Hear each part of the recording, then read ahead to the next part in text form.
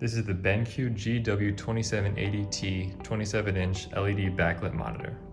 All right, so out of the box we have the AC power cord cable, we have an HDMI cable, the manual, and we also have the base of the stand as well.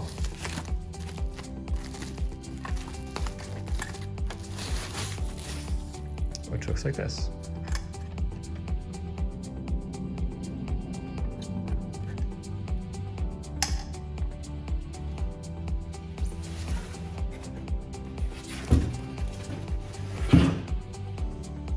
Inside we have the monitor itself.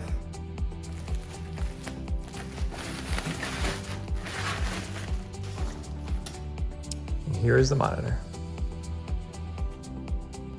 So on the back of the monitor, on the left we have the AC port, as well as a display port, HDMI, VGA, and 2 other audio ports.